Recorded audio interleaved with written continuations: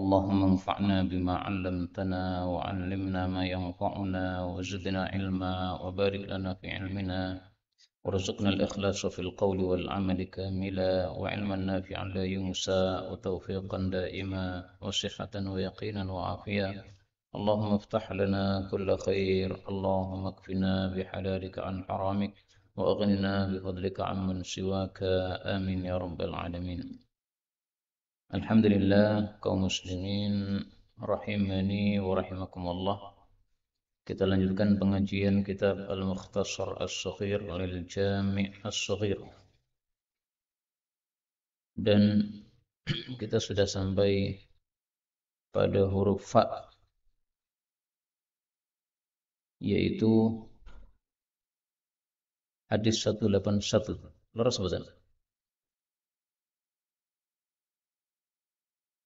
171. Oh enggak. Hadis yang ke-171 pada huruf ghain. فقال المؤلف حفظه الله تعالى ونفعنا به وبعلومه في الدارين آمين. قال رسول الله صلى الله عليه وسلم الغنم kambing-kambing itu min dawabi termasuk dari binatang-binatang al-jannah surga. Famsahu maka usaplah rughamaha ingusnya. Wasallu dan salatlah fi marabidha pada kandang-kandangnya. Hadis riwayat Al-Khatib, dan hadis ini derajatnya dhaif. Ya, hadis ini sahih. Kaum muslimin rahimani wa rahimakumullah. Apa sih makna bahwasanya al-ghanam, kambing, termasuk dari hewan surga? Maksudnya adalah kambing ini nanti akan kita temukan di dalam surga. Jadi sebagaimana di dunia kita bertemu dengan kambing, maka kambing-kambing juga akan kita temukan di surga. Berarti kambing ini punya kemuliaan karena masih dimunculkan oleh Allah Subhanahu wa taala di surga. Karena itu kita disuruh untuk mengusap rughamnya, yaitu ingusnya. Biasanya keluar dari hidungnya itu kan kotoran. Nah, itu diusap. Maksudnya menjaga kebersihan kambing dan kasih sayang kepada kambing. Sehingga kita disuruh untuk melakukan hal ini. Jangan jijik kepada ingusnya. Karena ini adalah hewan mulia yang dimuliakan oleh Allah Subhanahu wa taala. Termasuk kemuliaan kambing adalah bahwa semua nabi yang diutus oleh Allah itu pasti pernah memelihara kambing. Hadisnya sahih muttafaqun alaih. Illa ra'al ghanam. Oh, bukan muttafaq alaih ya, tapi riwayat Bukhari. Ma ba'atsallahu nabiyyan, tidaklah Allah mengutus seorang nabi illa ra'al ghanam, kecuali pasti memelihara kambing. Hadis riwayat Bukhari. Dan Rasul sallallahu alaihi wasallam menghasung yang bisa merawat kambing untuk merawat kambing, yang bisa. Rasul sallallahu alaihi wasallam bersabda, "Ittakhidhi al-ghanam." Rawatlah kambing. Fa innaha mubarakah, karena sesungguhnya kambing itu berkah. Ittakhidhu al-ghanam, rawatlah kambing, milikilah kambing. Fa innaha barakah, karena sesungguhnya kambing itu berkah. Hadis riwayat Ibnu Majah sahih. Dan berkahnya kambing ini terbukti, Pak. Sudah berapa yang dibunuh atau disembelih maksudnya ya. Akikah kambing disembelih, Idul Adha kambing disembelih, acara apa lagi kambing disembelih. Tetapi tetap ada aja ya kambing di mana-mana. Tidak hilang kambing ini gara-gara banyak disembelih. Maka ini adalah berkahnya kambing. Kemudian di sini Rasulullah Shallallahu alaihi wasallam bersabda, "Wasallu fi marabidha." Salatlah pada kandang kambing. Maksudnya tainya kambing itu tidak najis sehingga kita boleh sholat di kandang kambing. Ini bukan berarti disyariatkan sholat sengaja di kandang kambing, bukan. Ya. Tapi maksudnya kalau tidak ada tempat kecuali kandang kambing, silahkan di kandang kambing.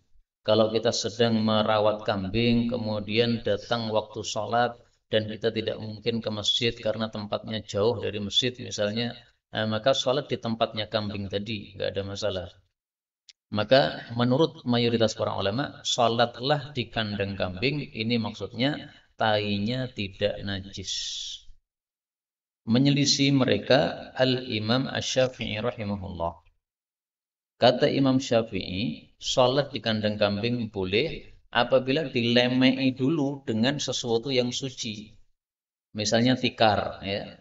Nah, maka kalau kita sudah pakai tikar, maka tai-tai yang ada di bawah itu enggak masalah karena enggak akan mengenai kita.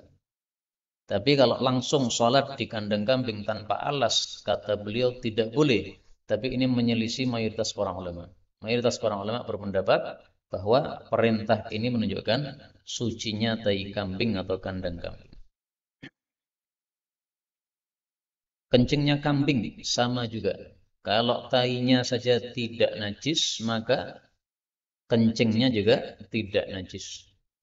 Tetapi apakah kencingnya kambing boleh diminum sebagaimana kencingnya onta? Nah, ini perlu dibuktikan apakah memang bermanfaat atau tidak. Kalau menurut penelitian bahwa kencing kambing itu bermanfaat sebagai obat misalnya, silahkan diminum. Tapi kalau tidak terbukti bermanfaat, maka jangan diminum. Karena namanya kencing itu termasuk kotoran. Kotoran tidak pantas untuk kita masukkan dalam mulut kita. Adapun Rasulullah mengizinkan minum kencing unta itu karena sudah terbukti kencing unta bisa menyembuhkan penyakit dengan izin Allah Subhanahu wa taala. Nah, maka tidak bisa diterapkan kepada selain unta kecuali kalau terbukti bermanfaat sebagaimana kencing unta. 172. Al-ghulam, anak kecil, alladzi qatalahu al-Khadir, yang telah membunuhnya Nabi Khadir, telah dibunuh oleh Nabi Khadir, tubi'a, telah distempel kafiran, sebagai orang kafir. Walau asya, andaikan dia hidup, maksudnya hidup sampai dewasa, la arhaqa, sungguh menyebabkan abawaihi, kedua orang tuanya, tughyanan, melampaui batas, wa kufran, dan kafir. Ini terjemahnya saya ganti dulu ya.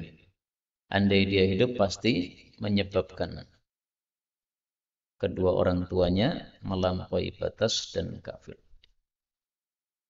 Hadis ini menjelaskan kisah Nabi Khadir yang disebutkan di dalam surat apa? Al-Kahfi. Wa ammal ghulamu fakana abawahu mu'minain. Adapun anak kecil kenapa saya bunuh? Karena kedua orang tuanya itu beriman. Fakhashina ayyurhiqahuma tughyana wa kufra. Maka kami khawatir bahwasanya dia menyebabkan kedua orang tuanya melampaui batas dan kafir. Jadi maksudnya gini, anak kecil ini sudah disestempel oleh Allah Subhanahu wa taala bahwa dia nanti kalau hidup sampai dewasa itu nanti kafir dia. Maka oleh Nabi Khadir dibunuh pas masih kecil. Kalau orang mati masih kecil belum punya dosa, maka tidak jadi menjadi apa? Kafir. Terus anak ini saking dicintainya oleh orang tuanya, nanti kalau anak ini sudah dewasa, nanti pasti orang tuanya gara-gara saking cinta kepada anaknya, akhirnya jadi melampaui batas dan jadi ikut kafir bersama anaknya. Saking cintanya kepada anaknya. Nabi Khadir dikasih wahyu oleh Allah. Ini anak kamu bunuh sekarang. Kenapa? Karena kalau dibiarkan dewasa, nanti dia kafir, menyebabkan orang tuanya juga ikut kafir gara-gara saking cinta kepada anaknya tadi. Nah, Nabi Khadir tidak tahu menahu masalah anak ini kecuali dari wahyu. Sehingga apa yang dilakukan oleh Nabi Khadir tidak boleh kita terapkan untuk orang-orang sekitar kita. Ada anak kecil dibunuh karena kita khawatir nanti dia akan menjadi kafir. Enggak boleh, ya? Karena kita tidak mengetahui sama sekali tentang masalah gaib. Nabi Khadir mengatakan fa'aradna ayyubdilahuma rabbuhuma khairan minhu. Kami berkehendak bahwa Allah menggantikan dengan anak yang lebih baik daripada anak ini. Nah, maka anak ini mati, kemudian Allah gantikan anak yang lebih baik lagi. Itulah penjelasan hadis ini untuk ayat tersebut. Tubi'a kafiran, distempel dalam keadaan kafir. Artinya ketika dia masih dalam perut ibu, itu sudah ditetapkan oleh Allah Subhanahu wa taala, ini nanti jadi orang kafir kalau dewasa. Sebagaimana disebutkan dalam hadis yang lain, Rasulullah Shallallahu alaihi wasallam menjelaskan tentang Fir'aun yang sudah disestempel dalam perut ibunya dalam kondisi kafir. Khalaqa Fir'aun, Allah ciptakan Fir'aun fi batni ummihi, dalam perut ibunya, kafiron, sebagai orang kafir. Hadis riwayat Tabarani. Nah, distempel itu kayak begitu. Jadi sudah ditetapkan, sudah dicatat, ini nanti kafir. Maka Fir'aun diapa-apakan nggak mungkin bisa menjadi Islam, nggak mungkin. Karena sudah ada stempel dari Allah, kafir. Nah, kita ini semuanya sudah ada stempel dari Allah sejak kita di rahim ibu kita. Apakah kita kafir ataukah kita muslim? Nah, tapi faktanya sekarang kita muslim, maka marilah kita jaga Islam kita. Kalau kita menjaga Islam kita, maka nanti sampai akhir hayat kita akan masih dijaga Islamnya oleh Allah Subhanahu wa taala. Itulah makna wala tamutunna illa wa antum muslimun. Jangan mati kecuali dalam keadaan Islam. Surat Ali Imran ayat 102. Apa maksudnya? Jangan mati kecuali dalam keadaan Islam. Maksudnya jagalah Islammu. Karena kalau kamu jaga Islammu, maka sampai mati akan masih Islam juga. Sehingga yang sudah rajin datang ke masjid, jangan ditinggalkan. Kita khawatir dulunya ke masjid, tidak ke masjid. Akhirnya lama-lama tidak sholat. Akhirnya lama-lama murtad. Na'udzubillahi min syarri dzalik. Apapun kebaikan yang sudah kita lakukan, lanjutkan terus. Itulah makna wala tamutunna illa wa antum muslimun. 173. Al-ghulamu, anak kecil, murtahanun, tergadai, bi aqiqatih, dengan aqiqahnya. Tudbahu, disembelih, anhu, untuk anak tadi, yaumas sabi', pada hari ke-7. Wa yusamma, dan diberi nama, wa yuhlaqu, dan digundul, ra'suhu, kepalanya. Hadis ini membicarakan tentang hukum aqiqah. Aqiqah itu disyariatkan. Makanya Nabi mengatakan anak kecil tergadai dengan aqiqahnya. Apa maksudnya tergadai dengan aqiqahnya? Ini maksudnya apa namanya? Kinayah, ya, atau penyerupaan, seperti barang gadaian. Itu masih belum bisa kita ambil kecuali kalau kita sudah melunasi utang kita. Artinya barang ini meskipun masih milik kita, tapi nggak bisa kita manfaatkan karena belum kita lunasi utang kita. Kalau utang sudah kita lunasi, nah, barang gadaian ini akan balik ke kita. Nah, anak juga begitu, tidak akan banyak manfaatnya atau maslahatnya kecuali kalau sudah diakikoi. Kalau sudah diakikoi, nanti akan banyak manfaatnya, akan banyak maslahatnya. Sebagaimana barang kalau sudah kita lunasi gadaian, utang kita, maka barang gadaian itu bisa kita manfaatkan kembali. Ini salah satu tafsiran untuk hadis ini, meskipun ada tafsiran-tafsiran yang lain. Sampai kapan kita boleh mengakikoi? Sebagian ulama berpendapat boleh akikah sampai sebelum balik. Jadi misalnya hari ke-7 tidak bisa akikah karena nggak ada duit. Tapi setelah anak ini SD kelas 5, kita sudah mulai cukup duit. Nah, teringat ini anak saya nomor 1 dulu belum akikah karena dulu masih miskin. Apakah masih bisa diakikoi? Boleh, karena di sini dikatakan al-ghulam, anak kecil.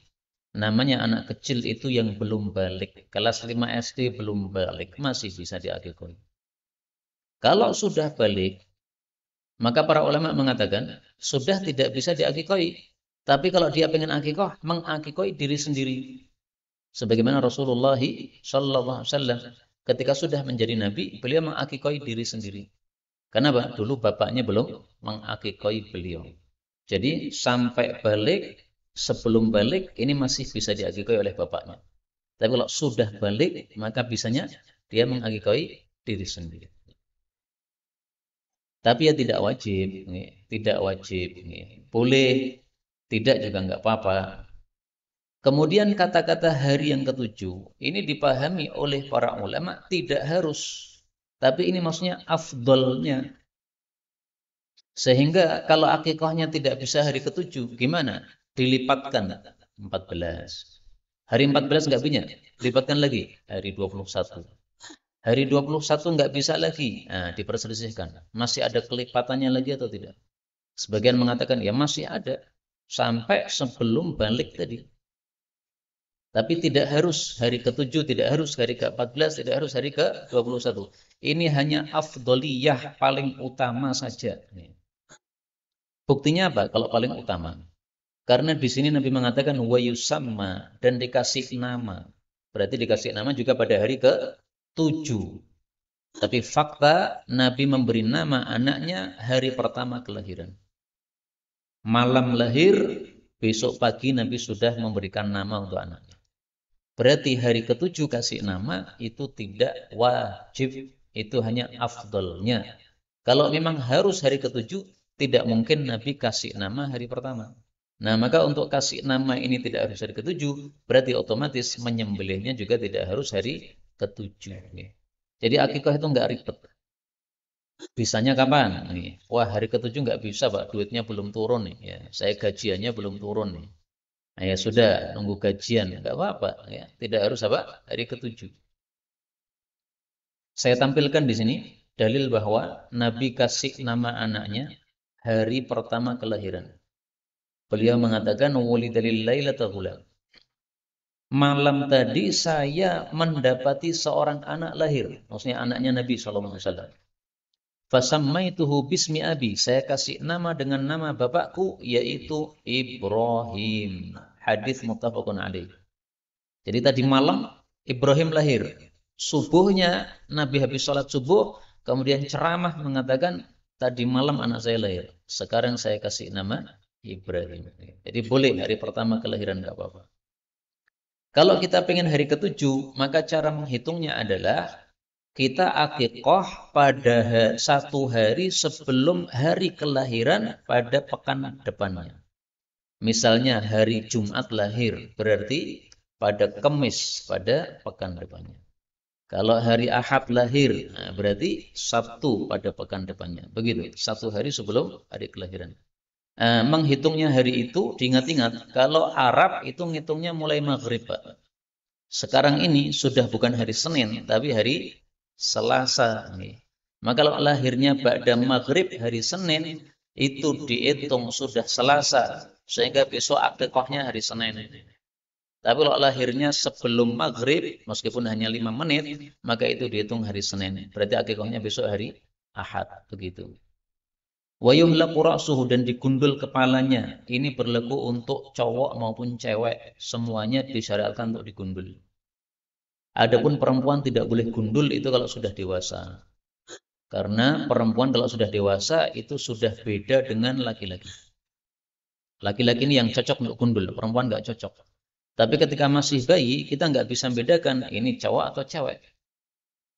Anak saya yang kelima itu dikira cewek karena cantik. Padahal cowok. Sehingga ibunya dikira ibunya pengen anak wedok. Sehingga anaknya cantik. Padahal juga nggak ada begitu. Ya. Allah yang ciptakan begitu. Nah, maka karena anak bayi ini tidak tampak apakah dia cowok atau cewek, maka boleh digundul pada hari ke-7 ini. Dan setelah digundul maka rambutnya kemudian ditimbang. Kemudian kita sedekah perak sesuai dengan beratnya timbangan rambut tadi. Kalau tidak bisa nimbang, nggak ada alatnya untuk nimbang, ya sudah dikira-kirakan lah. 50.000 insya Allah sudah. 174. Al-ghibah, yang disebut ghibah, itu adalah dzikruka, engkau menyebutkan akhaka saudaramu bima yakrah, dengan sesuatu yang dia tidak suka, alias aibnya. Orang kalau punya aib, disebutkan aibnya kan nggak suka, Pak. Nah, kita menceritakan tentang seseorang, kita sebutkan aibnya. Itu namanya ghibah. Kalau tidak di depan dia. Jadi ghibah itu menyebutkan kejelekan orang tidak di depan dia. Itu namanya ghibah. Dan ghibah ini termasuk dosa besar, bukan dosa kecil. Bukan dosa kecil. Karena Allah Subhanahu wa taala sebutkan tentang ghibah pada surat Al-Hujurat ayat 12. Wala yaghtab ba'dukum ba'dha. Jangan ghibah.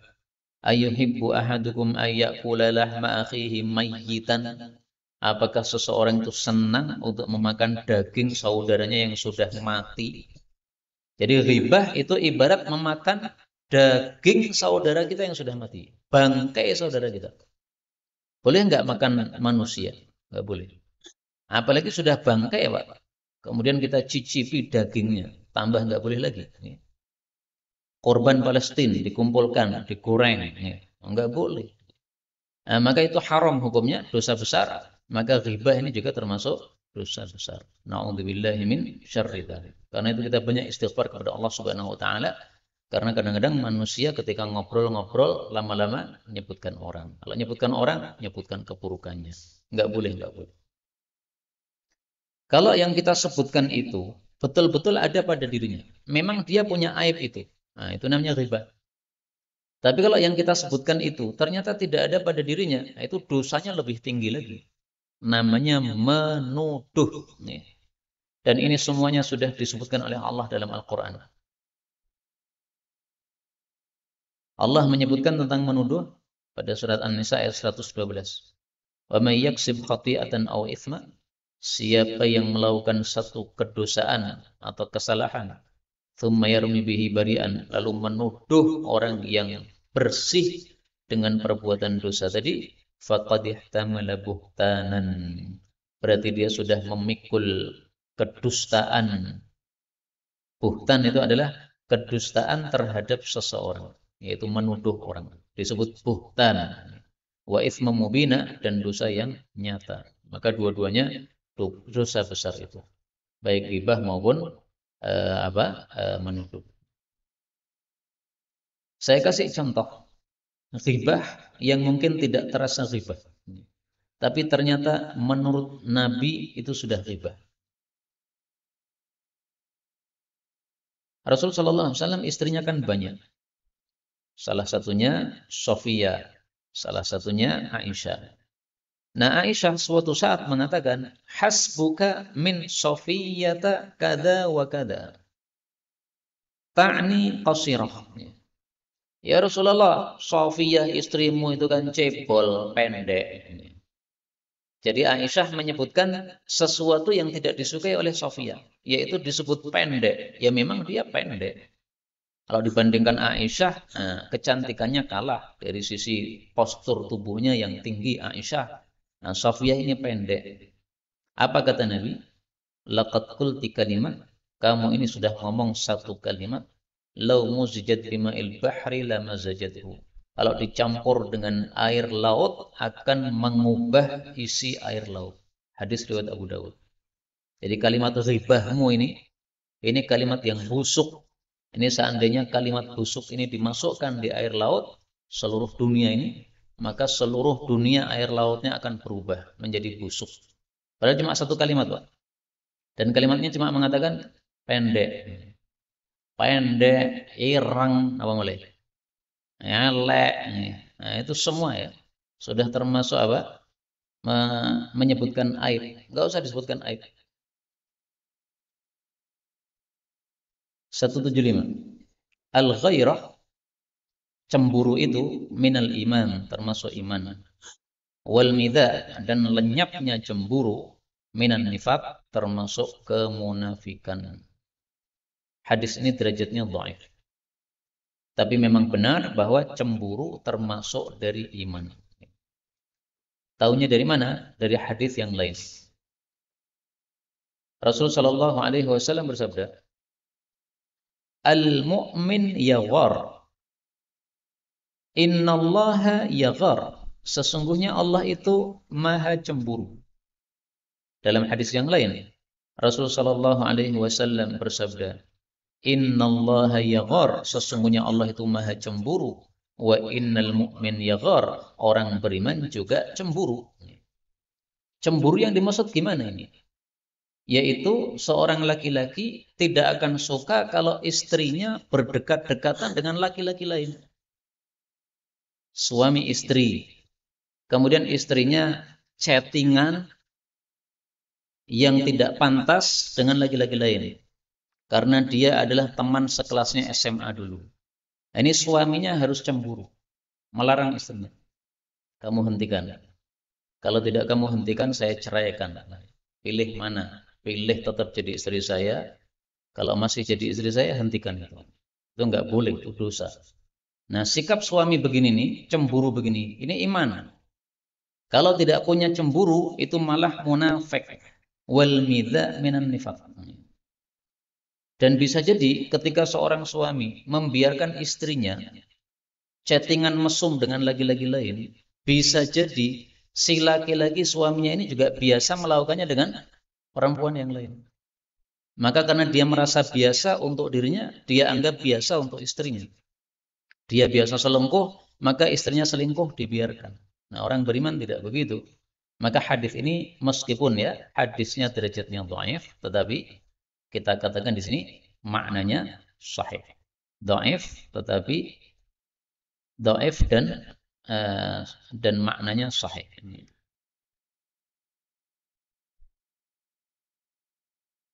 176. Al-ghilan. Ghilan itu adalah saharatul jin, para tukang sihir dari kalangan jin.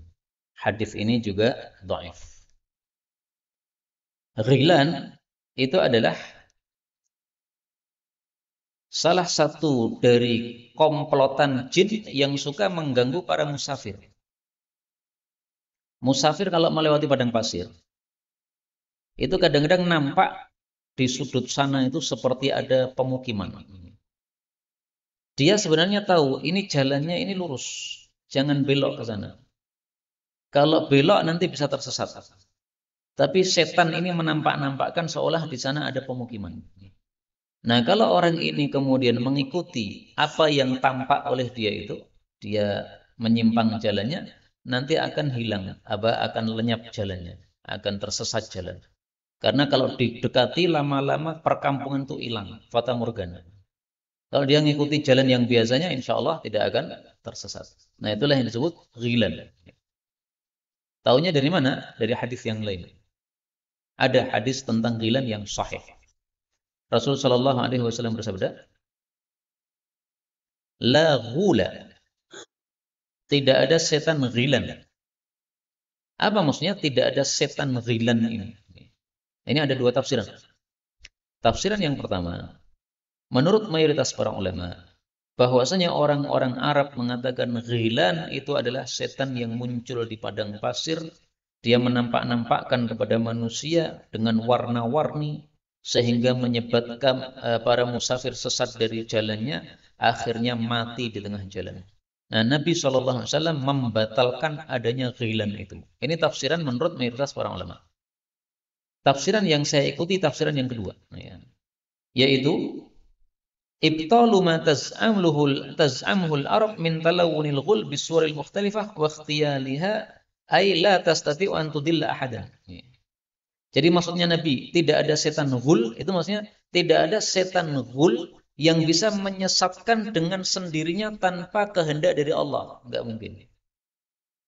Artinya kalau kita musafir, kemudian kita diganggu oleh setan ghul, maka tidak harus kita itu terkena gangguan tadi. Tergantung kita. Kita mau zikir tidak ketika perjalanan? Kalau kita mau zikir ketika perjalanan, maka setan ghul muncul. Kita tidak akan tertarik untuk membelok situ. Kita akan diberikan ketetapan hati oleh Allah. Enggak, jangan belok. Enggak, biasa kita lewat sini. Lurus saja. Biasanya memang jalannya sini. Meskipun gelap, enggak apa-apa. Oh, ini memang jalan yang benar. Adapun sana itu terlihat seperti terang benderang. Nah, itu adalah tipuan saja. Itu hanyalah apa? Dari setan saja. Itu maksudnya.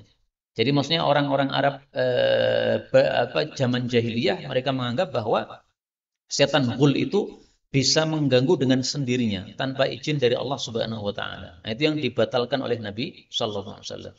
Setannya ada, tapi dia bisa mengganggu kalau Allah memberikan izin. Kalau Allah tidak memberikan izin, maka dia tidak akan mampu mengganggu kita.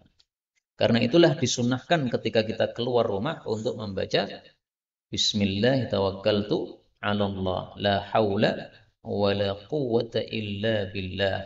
Maka ada malaikat yang ngomong kepada kita, wuqita, kamu sudah dijaga oleh Allah Subhanahu wa taala. Kemudian setan pun tidak bisa mengganggu kita. Apa kata malaikat ketika kita mengucapkan bismillah tawakkaltu 'ala Allah? Hudita, kamu diberi hidayah. Wa kufita, kamu diberi kecukupan. Wa wuqita, dan kamu diberi penjagaan. 3, Pak. Hidayah, kecukupan, penjagaan. Adapun hadis ini, ghilan adalah para tukang sihir dari kalangan jin, ini dhaif. Kemudian jin, apa artinya jin itu? Jin itu artinya adalah yang tidak tampak. Jadi hukum asalnya jin itu tidak tampak. Kalau seseorang mengaku saya melihat jin, nah ini bermasalah orangnya. Karena mestinya jin itu tidak tampak. Sehingga para peruqyah itu punya teori. Orang kalau bisa melihat jin setiap saat, itu berarti di tubuhnya juga ada jin. Ya teori ini mungkin benar. Kalau bisa melihat jin setiap saat, loh Bang. Kalau cuma kadang-kadang ya enggak. Karena kalau kadang-kadang melihat jin, Rasul pun juga kadang-kadang melihat jin. Apakah ada dalilnya? Ada. Inna ifritan minal jinni tafallata alayyal barihah. Sesungguhnya aja jin ifrit lepas mengganggu saya tadi malam. Jadi Rasulullah sedang salat, tiba-tiba ada jin ifrit bawa obor, ingin membakar Rasul sallallahu alaihi wasallam pada wajah beliau. Maka Rasulullah melihat jin ifrit ini, kemudian berlindung kepada Allah Subhanahu wa taala. Akhirnya jin ifrit ini enggak bisa membakar Nabi sallallahu alaihi wasallam. Ini Rasulullah bisa melihat, tapi ya pas ini saja. Bukan setiap saat melihat jin. Nah, maka kalau ada orang mengakui, saya itu melihat jin setiap saat, di mana-mana terlihat ini jin di sekitar-sekitar sini. Ini orangnya bermasalah. Karena mestinya jin itu tidak tampak. Dalilnya dalam Al-Quran. Innahu yarakum huwa wa qabiluhu min haitsu la tarawunahum. A'raf 27. Sesungguhnya iblis melihat kalian dan kabilahnya melihat kalian dari arah yang kalian tidak dapat melihat mereka. Makanya menurut para ulama, nanti jin-jin muslim itu kalau masuk surga, maka mereka dibalik oleh Allah. Kita bisa melihat jin, jin tidak bisa melihat kita. Karena dulu di dunia kita tidak bisa melihat jin, jin bisa melihat kita. Wallahu a'lam. Kita sudah selesaikan huruf ghain. Kita lanjutkan harful fa. Hadis-hadis yang dimulai dengan huruf fa. Hadis yang pertama. Fatihatul Kitabi, surat Al-Fatihah. Fatihah itu artinya pembuka, Al-Kitabi artinya Al-Quran, yaitu surat Al-Fatihah. Unzilat telah diturunkan min kanzin, dari gudang tahtal arsy, di bawah singgasana Allah Subhanahu wa taala. Hadis ini dhaif. Adapun yang sahih, yang diturunkan dari singgasana Allah, surat apa Pak? 2 ayat terakhir dari surat Al-Baqarah. Mari kita lihat. Min kanzin tahtal arsy. Rasul sallallahu alaihi wasallam bersabda, "U'titu hadhil ayati min akhir suratil Baqarah." Saya diberi ayat-ayat terakhir dari surat Al-Baqarah, min kanzin tahtal arsy, dari gudang di bawah singgasana Allah. Lam yu'taha nabiyyun qabli, tidak ada seorang nabi pun sebelum saya diberi ayat-ayat itu. Hadis riwayat Ahmad. Ini yang sahih. Kalau yang dhaif ada 3, ada 4 yang diturunkan dari bawah singgasana. Arba'un unzilna min kanzin tahtal arsy, ada 4 diturunkan dari bawah singgasana Allah. Ummul kitab, ini Fatihah. Ayat kursi, kemudian khawatimul Baqarah, terakhirnya Baqarah, wal Kautsar, dan surat Al-Kautsar. Jadi 4 ini katanya diturunkan dari singgasana Allah. Tapi yang sahih cuma 1. Yaitu apa? Akhir Baqarah. Yang tidak sahih adalah ayat kursi, tengahnya Baqarah, kemudian surat Al-Kautsar, kemudian Al-Fatihah. Tapi di sini saya jujur, ini hadis yang mengatakan 4 diturunkan dari singgasana ini diriwayatkan oleh dia. Dan hadis yang diriwayatkan oleh dia itu berarti disahihkan oleh Imam dia. Karena Imam dia ini menulis kitab judulnya Al-Ahadits Al-Mukhtarah, hadis-hadis pilihan. Semua hadis yang beliau sebutkan di situ hadis yang sahih menurut beliau. Tapi beliau ini memang mempermudah dalam pensahihan hadis sehingga beberapa hadis yang didhaifkan oleh para ulama beliau menganggapnya sahih. Saya cenderung hadisnya dhaif karena di dalamnya ada rawi bernama Abdurrahman bin Hasan. Dia seorang perawi yang dhaif. Abu Hatim mengatakan la yuhtajju bih, tidak bisa dijadikan sebagai hujjah. Maka hadisnya dhaif. Wallahu a'lam. 178. Fatihatul Kitabi, pembukanya Al-Qur'an yaitu surat Al-Fatihah. Syifa'un adalah kesembuhan min kulli da'in, dari setiap penyakit. Ini hadisnya mursal dan hadis mursal termasuk hadis yang dhaif. Tetapi sudah cukup bagi kita hadis yang sahih yang menunjukkan disyariatkan meruqyah dengan surat Al-Fatihah. Rasul sallallahu alaihi wasallam bersabda, "Wa ma yudrika annaha ruqyah?" Dari mana kamu tahu bahwasanya surat Al-Fatihah adalah ruqyah? Kok kamu berhasil menyembuhkan orang dengan surat Al-Fatihah? Ini hadis muttafaqun alaih. Diriwayatkan oleh Abu Sa'id. Jadi Abu Sa'id waktu itu ada orang terkena sengap, apakah kalajengking ataukah ular, sehingga lumpuh, nggak bisa apa-apa. Oleh Abu Sa'id, setiap hari didatangi. Pagi datang, sore datang. Dibacakan Al-Fatihah, kemudian setelah itu diludahkan ke tempat yang terkena apa? Sakit tadi. Akhirnya disembuhkan oleh Allah Subhanahu wa taala. Nah, Rasulullah memuji dia. Kamu dari mana sih tahu kalau Al-Fatihah bisa untuk ruqyah begitu? Ya, itu sudah benar. Nah, silahkan hadiahnya diterima. Maka hadis itu sudah mewakili kita dari hadis nomor 178 ini. 179. Fadlus salati, fadilah salat. Bisiwaki, dengan bersiwak dulu. Ala salati, di atas salat, bi ghairi siwakin, tanpa bersiwak dulu, adalah sab'una dhi'fan, 70 kali lipat. Hadis ini diriwayatkan oleh Imam Ahmad, disahihkan oleh Imam Hakim dan Suyuti, tapi didhaifkan oleh Al-Albani. Jadi hadis ini derajatnya mukhtalafun fih. Mukhtalafun, diperselisihkan. Tapi ringkasnya, salat dengan bersiwak dulu sebelumnya itu disyariatkan oleh Nabi Muhammad sallallahu alaihi wasallam. Adapun apakah pahalanya 70 kali lipat? Nah, ini kita tidak bisa memastikan karena hadisnya masih diperselisihkan. Kalau hadis ini sahih, kita yakini. Tapi kalau hadis ini dhaif, tidak kita yakini. Nah, di sini ulama terbagi dua. Ada yang mensahihkan, ada yang mendhaifkan. Yang mensahihkan siapa? Imam Hakim mensahihkan. Imam Suyuti mensahihkan. Tapi dua ulama ini, Imam Hakim dan Suyuti, ini terkenal mempermudah dalam mensahihkan hadis. Sehingga penilaian sahih terhadap beberapa hadis dianggap lemah gara-gara memudahkan tadi. Maka saya sendiri cenderung ini hadisnya dhaif. Karena yang mendhaifkan lebih banyak. Terus juga ciri-ciri hadis yang dhaif, ciri-cirinya. Amal dikit, pahala banyak. Nah, itu ciri-ciri hadis dhaif. Meskipun tidak selalu begitu. Ada amal sedikit, fadilahnya besar. Lailatul Qadri khairun min alfi syahr. Ya. Tapi rata-rata secara umum, hadis-hadis yang bicara tentang amal dikit, pahala dahsyat, itu hadisnya dhaif. Saya tampilkan di sini dalil bahwasanya sebelum salat kita disyariatkan untuk bersiwak. Bisiwaki inda. Laula an asyqa ala ummati, kalau tidak memberatkan umatku, la amartuhum bisiwak, saya suruh mereka bersiwak inda kulli salatin, sebelum salat, setiap sebelum salat. Hadis muttafaqun alaih. Hitungannya itu sebelum salat, bukan sebelum waktu salat. Jadi seandainya kita salatnya 10 rakaat, 2 rakaat salam, 2 rakaat salam, 2 rakaat salam.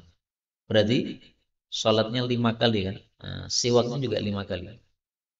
Siwak, sholat. Nanti setelah salam, dikir, berdiri mau sholat lagi, siwak lagi, sholat lagi. Gitu. Makanya Rasulullah itu sampai khawatir kalau giginya jadi ompong atau giginya jadi protol gara-gara disiwaki terus. Umir tu bisiwak, saya disuruh oleh Jibril untuk bersiwak terus. Hatta khasyita an adrat, sehingga saya khawatir bahwasanya saya adrat. Adrat itu giginya protol atau ompong tadi hilang gara-gara terkena siwak terus. Hadis riwayat Bazzar. Sahih. Nah, siwak ini tidak harus dengan kayu siwak. Siwak itu definisinya adalah membersihkan gigi atau menggosok gigi, itu siwak. Maka dengan sikat gigi itu sudah dianggap bersiwak. Dengan kain atau baju yang kita pakai ini, ujungnya kita gosok-gosokkan, itu sudah bersiwak. Tapi kalau dengan jari kita, nah ini menurut para ulama mazhab Syafi'i tidak sah untuk siwak. Karena jari kita ini anggota tubuh kita. Sehingga ketika kita gosokkan pada gigi kita, ini seolah-olah adanya gesekan tubuh dengan tubuh. Berarti belum bersiwak. Nah, supaya sah siwaknya gimana? Boleh pinjem jarinya orang lain. Kalau jilih rien, gini apa? Siwak, serok. Nah, itu sah malahan. Tak dereng tahu Pak. Nah, monggo dicoba mboten napa-napa. Enten sing gelem. Dicari yang tangannya kasar-kasar. Karena yang kasar itu lebih membersihkan apa? Gigi. Siwak ini adalah sesuatu yang menyebabkan ridha Allah Subhanahu wa taala. Rasulullah sallallahu alaihi wasallam bersabda, "As-siwaku madharatul lil fam." Siwak itu membersihkan mulut, mardatul lirabb, menyebabkan Allah ridha. Jadi hanya dengan menggosok gigi Allah ridha. Maka mencari ridha Allah mudah, tidak susah. Setiap mau wudu, setiap mau salat, kita gosok gigi. Terakhir, 180. Fadlus salati, fadilah salat fil masjidil haram, di masjidil haram. Ala ghairihi, di atas selain masjidil haram.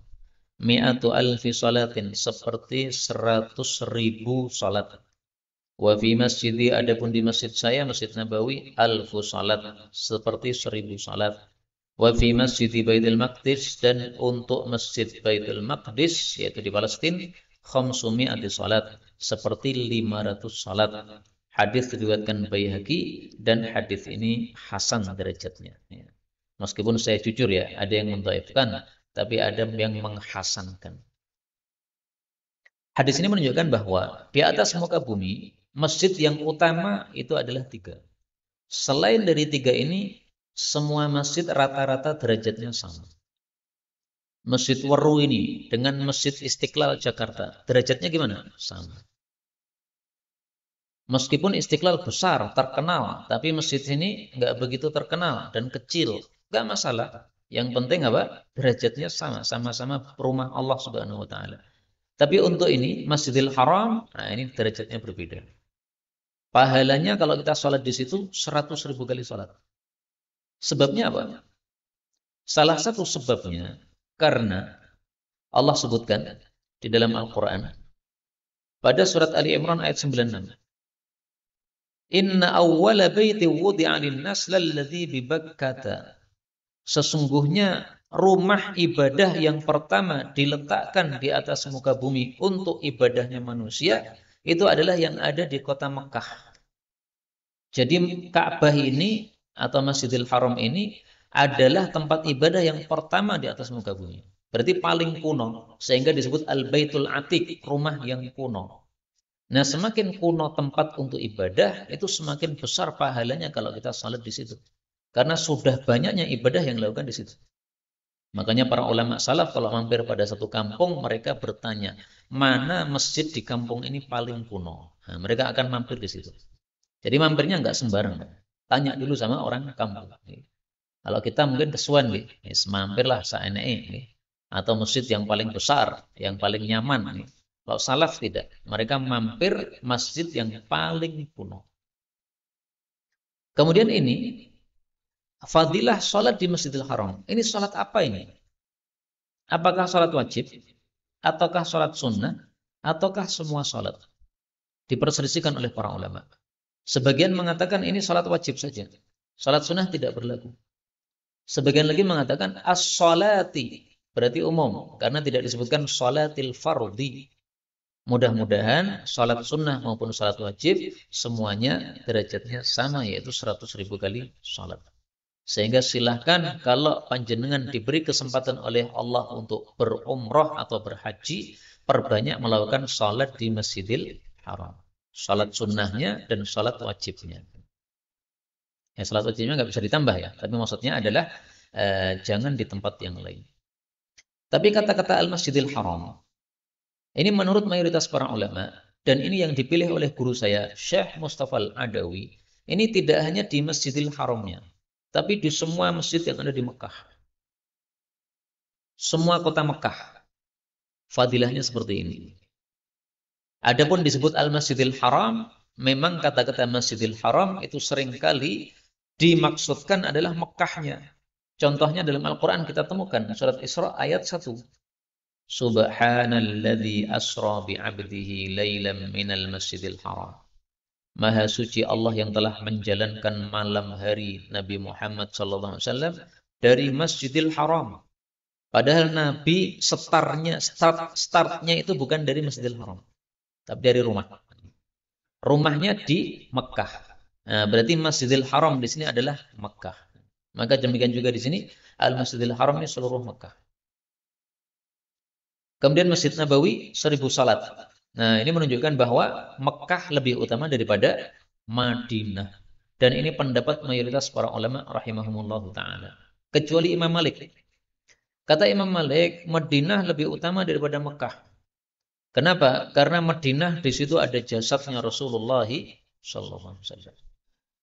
Maka kita kompromikan dua pendapat ini. Mekah secara umum lebih utama daripada Madinah secara umum. Tapi tempat jasad Nabi SAW lebih utama dari semua seluruh di atas muka bumi. Kalau tempat Nabi itu kalah utama dengan tempat yang lain, niscaya Allah akan tempatkan jasadnya Nabi di tempat yang paling utama. Wallahu a'lam bishawab. Jadi Mekah lebih utama daripada Madinah, kecuali khusus tempat kuburan Nabi, itu yang lebih utama. Kemudian salat di Baitul Maqdis, itu fadilahnya seperti 500 kali salat.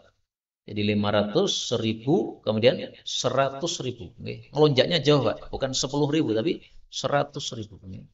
Dari 500, 1000 langsung 100.000.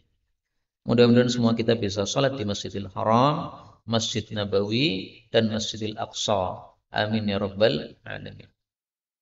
Benarnya dari Allah, kalaupun ada salahnya fa astaghfirullahaladzim li wa lakum walhamdulillahi rabbil alamin.